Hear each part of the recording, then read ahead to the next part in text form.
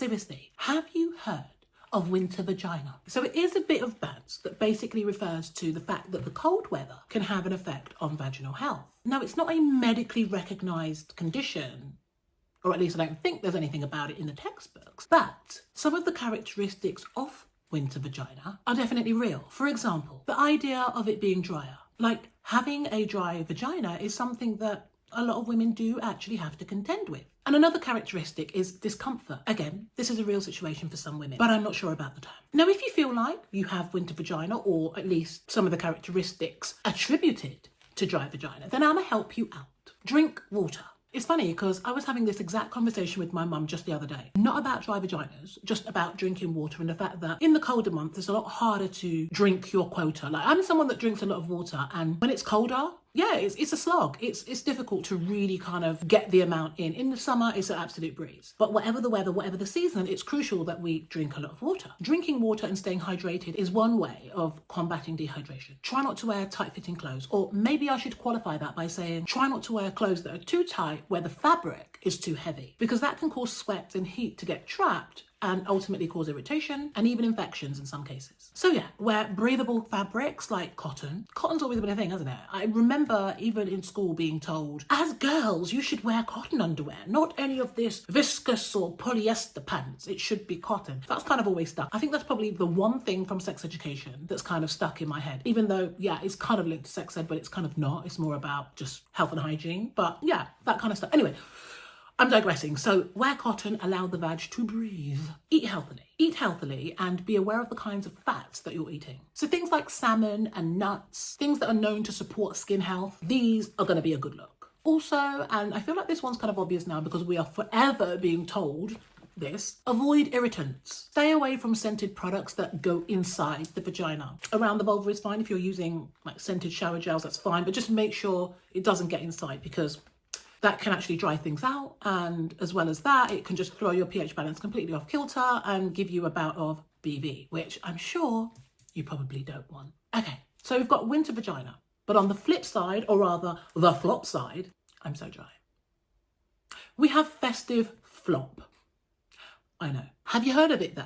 Because it's actually a thing. I didn't make it up. I didn't make up the term. According to specialists, men are more likely to suffer from erectile dysfunction over the festive season, and the number one reason for this is the fact that we party more and tend to socialise more. How? All right, so the combination of extra food, heightened stress, and potentially less exercise could in fact create the perfect storm for ED to manifest. Sounds a bit gloomy, doesn't it? Well, I want to say it's definitely not, because despite winter vagina and festive flop, I happen to believe that December is actually quite sexy. It's a good month to indulge in sex. In fact, every month is a good month to indulge in sex. But I just think the whole thing around sort of Christmas and the togetherness and the good vibes and the fact that you're probably winding down from work, so you don't have any stress from work, or you have less stress from work, or at least the stress levels are coming down from work, or they should be, even though there might be added stress about going out and that kind of stuff. Like the worky kind of stress, the stress that, yeah, no one really wants, should be kind of coming to a close, or at least minimizing. And because of that, your libido actually gets the opportunity to go through the roof, because when we're stressed, the first thing that tends to go for most people is their sex drive. So yeah, trying to look on the bright side here. December is a good month for sex. With that being said, do you mind if I give you a few suggestions on how to make the season even more sexier? I'll just give you 3. So I'm a big lover of words. Anybody that knows me knows this, hands down. When it comes to words and sounds and all of that stuff, that's me. That's my bag, that's my portion. I love all of that. Just call me the oral queen. And I'm not talking oral as in sloppy toppy. I'm talking about oral, ears, hearing, sound, that type of oral. So get your mind out the gutter.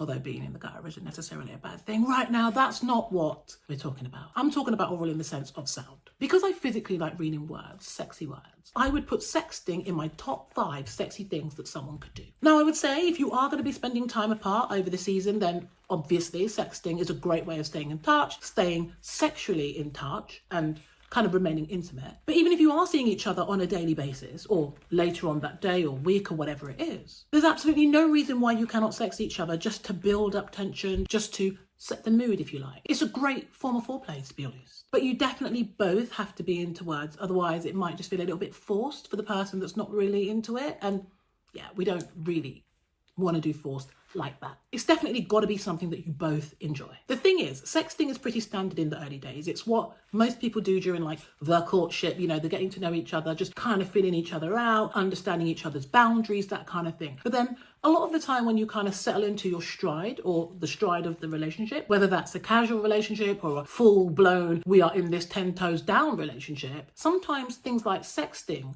takes a bit of a back seat. I think it's worth bringing that back. It's a great way to flirt. It's a great way to keep that intimacy flowing. And it's a great way of expressing yourself. Sometimes, and this is probably for the relationships that are more long-term, it's kind of easy to fall into a pattern. That particular pattern might not involve you sharing your desires, your wants, and your needs, because you just kind of get into your stride. You think you know what the other one wants, and sometimes communication isn't communicationing the way we want it to. Sexting can keep that door open and keep the embers of passion and desire burning. Yeah, I know that sounds really corny, but I feel like you know what I mean. And if you do run out of words, pictures. Send pictures. Share pictures of yourself. I mean, if you're not comfortable sending pictures of yourself in compromising situations or just sharing body parts, then you can always Google shit. Make it fun. Like, send pictures that imply stuff. Get creative with it. There's no real right or wrong way to sext. It's whatever works. And it's about finding what works and not being afraid to explore what works. However, what I will say is, if it's still early days and you're not sure, just maybe refrain from just randomly sending her a dick pic if she hasn't confirmed that she's okay with that. Because yeah, that kind of shit is real too. Like, I don't know what it is with some dudes. I think they think sending a dick pic is kind of showing her what they got. Well, what they actually don't realise is that can actually fuck the whole thing, quite frankly. Because number one, if it's not looking the way you want it to look, and I'm not here to body shame anybody, but everybody's got things in their mind of how things should be presented. And if a man's presenting himself in a way that is not necessarily desirable, and equally, if a woman is doing the same, I would imagine, although I don't think there's many guys on this planet or many heterosexual guys on this planet that will turn their nose up at a boob pic. But anyway, that's by the by. Women, yeah, it's definitely about presentation and context. I'll say that much. Yeah, so really think twice, guys, about the type of picture message that you're opting to send. And just be sure that if you do decide to send a dick pic or a picture of you, you know, with your abs out or something just a little bit sexy, just kind of try and vet her first. Or at least be as sure as you can that she's going to appreciate the picture. Just a little tip from me. Schedule some time to shag. Sounds crazy that you've got to pencil in time for intimacy, but sometimes it's like that, especially if you're mad busy and there is a lot of stress going on. Before you know it, days, weeks, months have gone by and you haven't felt the warmth of another body, or you haven't felt the walls, or you haven't felt the hardness of your man. So set a date or two, or 3, or even 4. Set as many dates as you want to. At least you know you've got those dates in. And it sounds so kind of clinical in a way, like, yeah, Tuesday night, I'm gonna bang me bloke. But sometimes you kind of need to set things, otherwise it just won't happen. We know how life can go. So once you've set a date, you can then perhaps incorporate like the sexting on the lead up to that date, you know, like taking the time to maybe send him or send her a message during the day, like a little naughty message, you know, telling them that you can't wait to taste them, see them, feel them, you know? That could take things into overdrive, just spice things up a little bit. And it acts as really great foreplay. It just takes away from the whole, okay, yeah, I've got a sex date and we're not going to talk or think about it until that date. That date might come around and you might be so, yeah, okay, let's just do this, that it is actually not a very enjoyable experience. And that's definitely not what you want. So have prolonged foreplay. It's like you be fucking for the week instead of just on the one day, because mentally you're being intimate. And by the time you actually get there, then it's got to be. It's gonna be 100%. It will be amazing. Finally, get the toys and the lube out. Play around and have fun. Like, mix it up. Unless you're someone that likes your sex in a certain way and you're both clear on that, again, down to communication, if you both know. And I'm saying both. I mean, obviously in relationships, we know that sometimes there's more than 2 people. But just for all intents and purposes, and just to kind of keep things simple, I'm just saying 2, okay? But I'm well aware that some relationships are definitely more than 2. So what was I saying?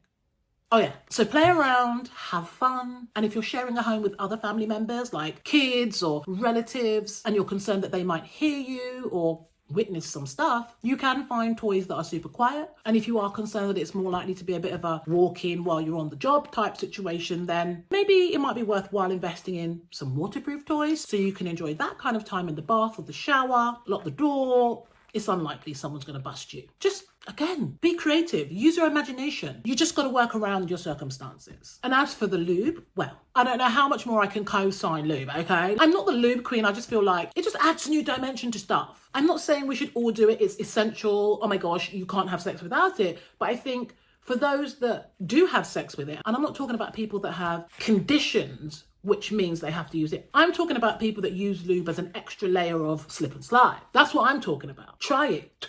You won't regret it. And since we are on the subject of foreplay, studies suggest that around 60% of women actually wish their man would spend more time on foreplay. I'm definitely not surprised by that stat. And guys, if you're shocked, then I'm going to need you to sit down, because you really shouldn't be shocked at this fact, although it shouldn't actually be a fact. But yeah, it's always been a fact for as long as I can remember. Foreplay for women is significant when it comes to building arousal, and it's crucial when it comes to just overall satisfaction. Focusing on erogenous zones and building up before penetration, rather than maybe just feeling around for a few minutes, just fumbling about, little finger here, maybe a little tongue there, pull, tug, whatever, and then going in for the kill. Yeah, she might enjoy it, depends on the setup, but I can pretty much assure you that taking your time, kissing, touching, feeling, stroking, caressing, licking, sucking, titillizing, tantalizing, stimulating goes such a long way towards amplifying arousal and ultimately leading to more sexual satisfaction for her. Now, I just want to add, it's fair to say that generally for women, and again, this isn't for all women, but